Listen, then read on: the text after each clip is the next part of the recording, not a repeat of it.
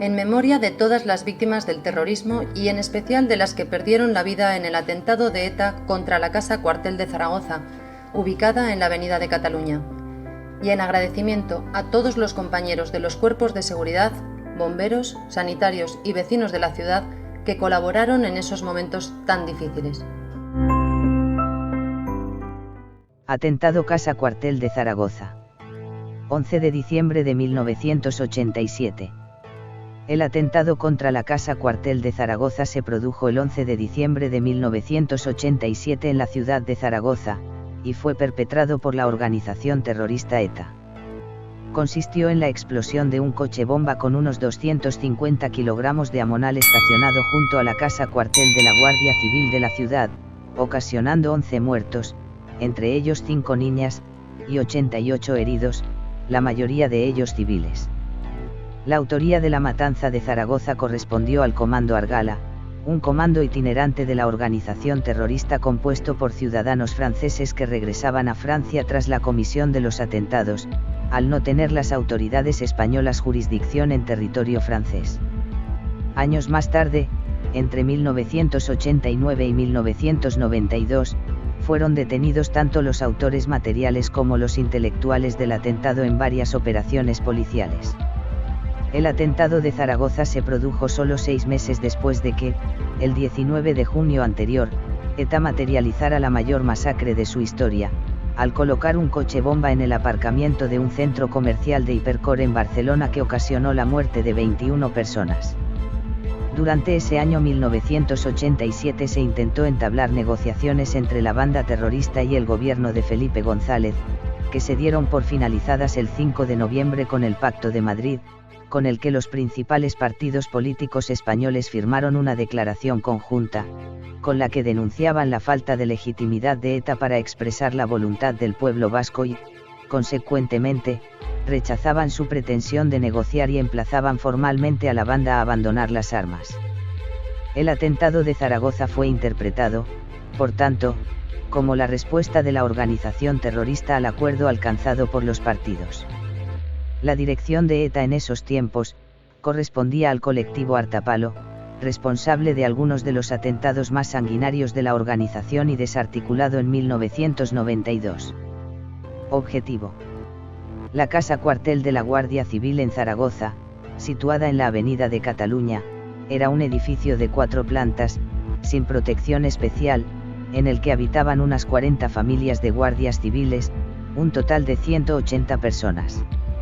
Hechos: a la hora 6:10 de la mañana del 11 de diciembre, el guardia civil que custodiaba la puerta del cuartel se apercibió de que 2 hombres estacionaban un vehículo Renault 18 frente a esta. Cuando se dirigió hacia ellos para avisarles de que no podían dejar el automóvil allí, estos se dieron a la fuga, por lo que sospechó que podría tratarse de un atentado y procedió a regresar al cuartel a dar la voz de alarma. En ese momento, los terroristas montaron en otro vehículo y abandonaron el lugar. Sin tiempo para avisar a las personas que dormían en la casa cuartel, los 250 kilogramos de amonal que contenía el Renault 18 explotaron, produciendo un inmenso boquete y el derribo instantáneo de las 4 plantas del edificio. La onda expansiva afectó también a las casas colindantes. Inmediatamente llegaron al lugar efectivos de la Cruz Roja, fuerzas de seguridad y personal médico para socorrer a las víctimas. El derrumbe del edificio provocó que se tuviera que proceder al desescombro en busca de personas atrapadas. El trasiego de vehículos de urgencia fue enorme, y propició la muerte accidental del conductor de un ciclomotor que fue arrollado por un vehículo militar. Los bomberos fueron extrayendo escombros y fueron apareciendo las víctimas, hasta un total de 11, entre las que se encontraban 2 gemelas de 3 años, una niña de 7 años y otra de 6. Además, se produjeron 88 heridos, algunos de los cuales sufrieron serias amputaciones. Los trabajos se prolongaron durante toda la noche. A la 13 hora del día siguiente se encontró el cuerpo sin vida de una niña de 3 años, y a la hora 13:45 los últimos cuerpos, que correspondían a Ángel Alcaraz y María Dolores Franco, esposa de un guardia civil también fallecido. El portavoz del gobierno, Javier Solana, fue el primer miembro del Ejecutivo en comparecer ante la prensa tras el atentado. Víctimas. El balance final de fallecidos fue de 11, sin incluir al conductor del ciclomotor que fue embestido por un vehículo que se encontraba en tareas de auxilio. Esta es la lista definitiva de víctimas. José Pino Arriero, sargento de la Guardia Civil. María del Carmen Fernández Muñoz, esposa del anterior. Silvia Pino Fernández, de 7 años de edad e hija de los anteriores. José Ballarín Gabá, cabo de la Guardia Civil. Silvia Ballarín Gay, de 6 años e hija del anterior. Emilio Capilla Tocado, Guardia Civil. María Dolores Franco Muñoz, esposa del anterior. Rocío Capilla Franco, de 12 años e hija de los 2 anteriores. Miriam Barrera Alcaraz, de 3 años. Esther Barrera Alcaraz, hermana gemela de la anterior. Ángel Alcaraz Martos, de 17 años. Funerales. Los funerales por las 11 víctimas se celebraron el 12 de diciembre de 1987 en la Basílica del Pilar de Zaragoza, y fueron presididos por el presidente del Gobierno de Aragón, Hipólito Gómez de las Rozas, y los ministros de Defensa e Interior, Narcís Serra y José Barrionuevo, respectivamente. Posteriormente fueron trasladados a sus localidades de origen para su entierro. Durante el funeral, se produjeron escenas de tensión y desmayos entre los asistentes. A pesar de que ningún periodista entró en la basílica, los féretros de las 2 niñas de 3 años coparon al día siguiente las portadas de la mayoría de los diarios nacionales, causando una fuerte repulsa hacia la banda terrorista. El domingo 13 de diciembre se celebró en Zaragoza la mayor manifestación, hasta entonces, de la historia de la ciudad, cuando 250.000 personas se concentraron por sus calles en señal de repulsa por la matanza, precedida por una gran pancarta con el lema, Zaragoza por la paz y contra el terrorismo. Responsables. El Comando Argala fue el responsable de la masacre de la Casa Cuartel de Zaragoza, así como de otros 21 atentados que dejaron un saldo de 38 muertos. Se trataba de un comando itinerante compuesto por ciudadanos franceses que tenían la posibilidad de cometer atentados y huir después a Francia, generalmente al País Vasco francés, donde la policía española no podía actuar. Este comando se mantuvo activo desde 1978 hasta que fue desmantelado en 1990. Juicios. Tras la detención de los terroristas que idearon y ejecutaron el atentado de Zaragoza, estas fueron las condenas que les fueron impuestas. Josu Urrutikoetxea Bengoetxea, Josu Ternera, condenado en Francia a 10 años de prisión, fue extraditado a España en mayo de 1996. Tras 3 años en prisión en espera de juicio, en enero de 2000 el Tribunal Supremo decretó su puesta en libertad al apreciar que sus delitos ya habían sido juzgados en Francia.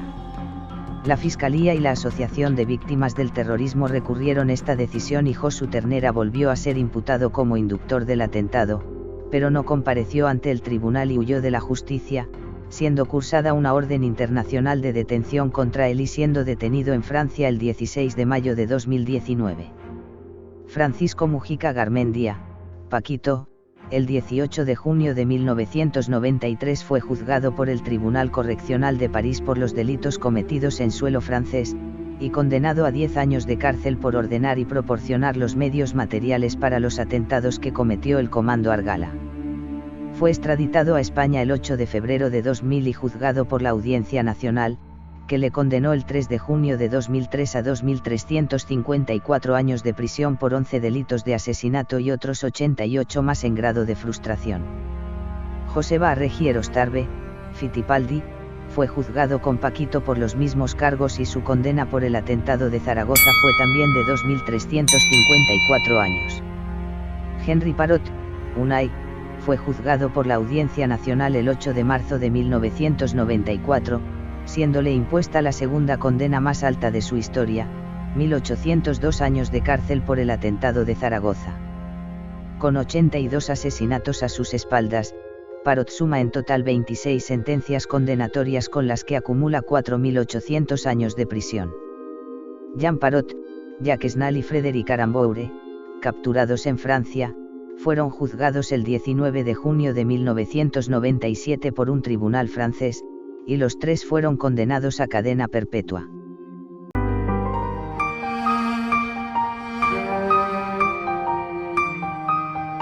El 11 de diciembre de 1987, la banda terrorista ETA dejó estacionado un coche bomba frente a la casa cuartel de la Guardia Civil de Zaragoza, cargado con más de 250 kilos de amoníaco. El atentado contra la casa cuartel precisamente me afecta de lleno. Yo quedé aturdido, resulté herido, quedé aturdido, desorientado, pero aparte de las secuelas, de las lesiones y las secuelas, pero por Dios, si yo no daba crédito a aquello. ¿Cómo puede haber gente que actúe con tan mala hazaña, que sean capaces de asesinar? Los terroristas no tuvieron compasión por la casa cuartel, sabían que allí habitaban familias enteras, tampoco al verme a mí ni a ver al compañero tuvo compasión. Son crueles. Yo entré de servicio aquella mañana del 11 de diciembre a las 6 más o menos. Miré para un lado y para otro y veo que llega un coche, pero me vio un poquito y unos 3 o 4 metros antes de la verja, frente a donde yo estaba, se paró y echó a correr. Entonces ya vi que empezaba a salir humo por el interior del vehículo, por el centro del vehículo, y ya le dije a Jesús, esto es un coche bomba. Entonces ya explosionó, yo me tiré al suelo en un momento de la explosión y noté como una ola de mar, como un aire muy fuerte, y me lanzó hacia la avenida de Cataluña. Y perdí el conocimiento, no podía respirar, me asfixiaba. Me encomendé a la Virgen del Pilar. Y yo ya no podía levantarme, y ya notaba como que me mojaba las piernas, y perdí el conocimiento, lo recobré. Recuerdo que lo recobré y ya lo perdía. Estaba en ese trance de recuperar el conocimiento y perderlo, así.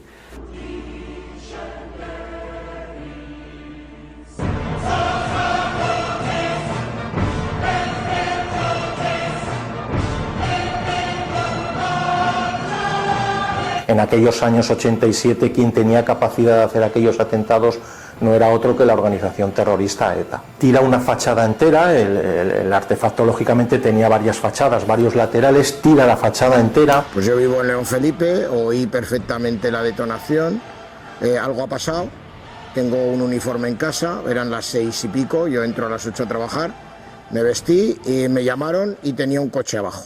Yo llegué a la zona del siniestro pues más o menos a los 10 minutos de producirse. De noche, una nube de polvo que no nos dejaba ver, los compañeros desescombrando, poniendo luz, y fue dramático. Me junté con unos compañeros, tocábamos el pelo de una persona enterrada, echaron aire porque se ahogaba, eso provocó que salieran llamas, me quemo, entonces hicimos un tendido y echando aire y echando agua y desescombrando conseguimos sacar a la mujer.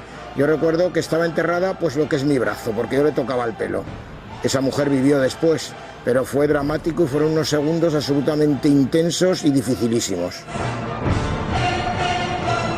Personas con muchas contusiones, policontusionados, heridas por cristales y sobre todo también con mucho componente psíquico.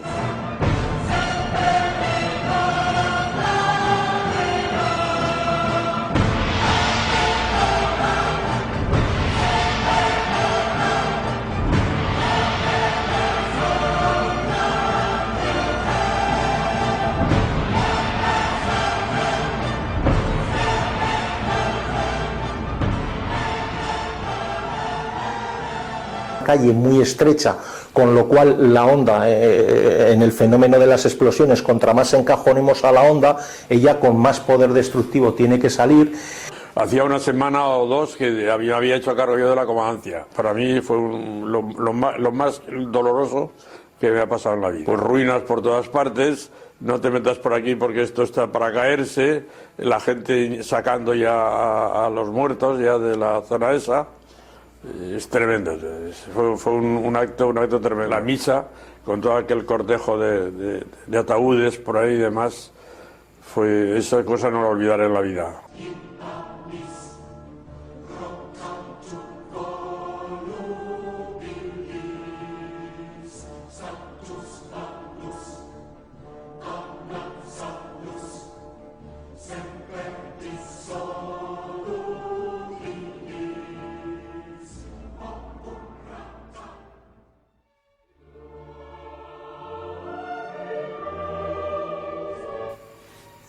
Me desperté en la cama de un hospital. Cuando me dijeron que había habido personas que habían perdido la vida, me vine abajo, aquí. No sé si lloraba, si no pensaba, fue algo terrible. No era consciente de la magnitud de lo ocurrido. Mi mujer le avisaron del hospital. Cuando me vio en el hospital y yo la vi, pues yo me quedé sin saber qué decir. Y ella, yo recuerdo que me dijo: no te quiero volver a ver nunca más con el uniforme. Y yo dije, ¿por qué? Y ella me dijo: no hay derecho a lo que te han hecho. Allí se presentaron en el primer momento compañeros, guardias, ahí estaban, se volcaron conmigo. Llevaba 5 años trabajando en bomberos, ahora llevo 34, que tú entiendes que haya un accidente, entiendes que hay una enfermedad grave, entiendes que hay una reanimación que no supera a alguien, pero no entiendes que alguien apriete un botón y provoque esa desgracia y provoque ese sinsentido. Y eso cuesta mucho asumirlo. Era una casa cuartel, era Navidad y nos costó mucho saber quién estaba enterrado y quién no, hacer la lista, los que habían salido corriendo hacia el cuartel del Carmen, los que se habían montado en ambulancias y habían ido en hospitales. Nos costó muchísimo organizar eso y al final, con unas ambulancias que habían militares, toda la persona que en el desescombro salía, hacíamos una identificación de cadáveres y se centraron los fallecidos en el hospital militar y ya se pudo controlar quién estaba dentro y quién no de ese escombro. Y un guardia herido estaba en el box 2 No paraba de repetir que cuanto antes terminaran, que se tenía que ir, Y yo le pregunté, digo, ¿pero por qué se tiene usted que ir? Ahora está usted herido y ya veremos, a ver. No, es que yo sé mucho de explosivos, puede haber más y me tengo que ir al cuartel otra vez.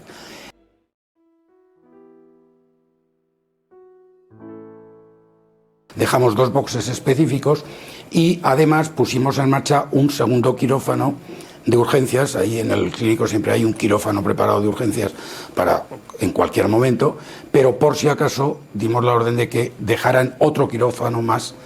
Preparamos un dispositivo muy completo después de la primera media hora de locura, de rescate absolutamente difícil, ¿no? Y bueno, y ahí así hicimos luego un puesto sanitario avanzado, sí que pusimos las ambulancias, sí que hubo que atender cosas que pasaban en Zaragoza con las ambulancias desde allí.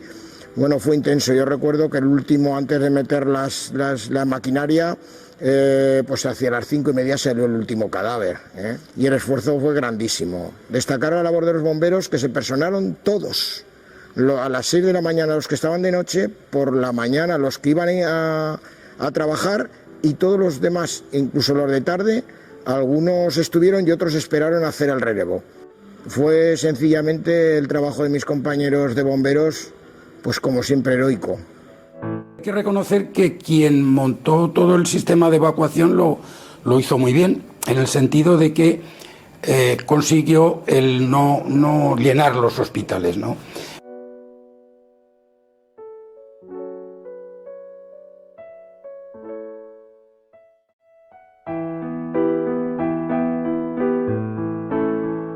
En Zaragoza tenemos el ejemplo, una ciudad pacífica fuera de un territorio de conflicto, sin embargo fue elegida como blanco para doblegar a la Guardia Civil, cosa que por supuesto no consiguieron. No lo consiguieron, ¿por qué? Porque cada año, llegando a las fechas tan dolorosas para nosotros, los guardias civiles acudimos a la Plaza de la Esperanza a testimoniar nuestro dolor, nuestro recuerdo a nuestros compañeros, pero también a sus mujeres y a sus hijos que fueron asesinados en ese acuartelamiento.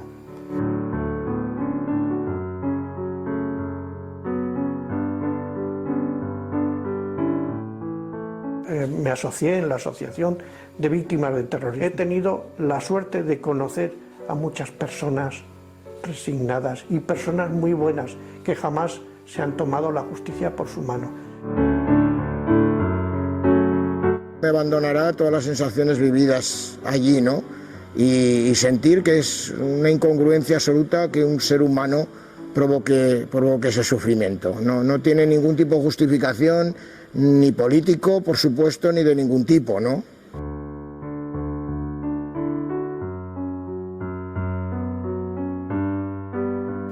Que la sociedad sepa que la Guardia Civil es garante de su principal derecho, que es el derecho a la vida.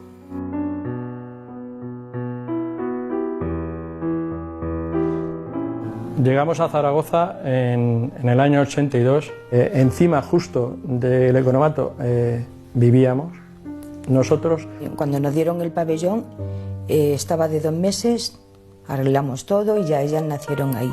Eran niñas, pues sí, que lloraban, pero eran buenas, no eran divertidas. Luego ya cuando ya fueron creciendo, bueno, pues como 2 iguales que empiezan a hacer travesuras y demás. ¿Qué tenemos aquí? 2 patitos feos, pero muy feos. Pues mi hermano llegó porque él estudiaba en una academia de peluquería y residía allí conmigo en el cuartel. ¿Has llamado a casa? Luego lo haré. Dijeron, ahí hay 3 cuerpos, vale. Vi a las 2 niñas y Ángel no lo vi. Desde fuera se veía perfectamente la terraza donde mi mujer tendía. Aquel día había ropa tendida de las niñas. O sea que el terrorista que puso el coche sabía que arriba había niños.